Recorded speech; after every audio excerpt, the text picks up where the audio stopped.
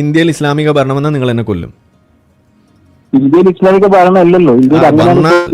അപ്പൊ ഇസ്ലാമിൽ പഠിപ്പിക്കുന്നുണ്ടല്ലോ, ലോകം മുഴുവൻ ഇസ്ലാമിന്റെ കീഴിലേക്ക് വരുന്നവരെ നിങ്ങൾ ജിഹാദ് ചെയ്യാന്ന് ഇസ്ലാമിൽ പഠിപ്പിക്കുന്നില്ലേ ഖുറാനില്?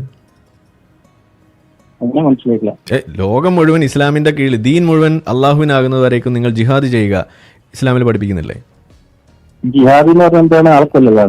ആളെ നിങ്ങൾ പഠിച്ചത് എന്റെ വിഷയമല്ല, നമ്മൾ പറയുന്ന കിതാബിലുള്ള കാര്യങ്ങളാണ്.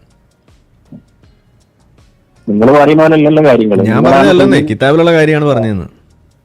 ജിഹാദ് എന്ന് പറഞ്ഞാൽ അത് ആളെ കൊല്ലല് തന്നെയാണ്, യുദ്ധമാണ്. അപ്പൊ ഇസ്ലാമിൽ പഠിപ്പിക്കുന്നു ദീൻ മുഴുവൻ അള്ളാഹുവിനാകുന്നവരെ നിങ്ങൾ ജിഹാദ് ചെയ്യുക എന്ന് പറയുമ്പോൾ, അങ്ങനെ ചെയ്തിട്ട് ഇന്ത്യ ഇസ്ലാമിക രാഷ്ട്രമായാൽ ഞാൻ അവിടെ വെച്ച് മതം വിട്ടാൽ നിങ്ങൾ എന്നെ കൊല്ലൂല്ലേ?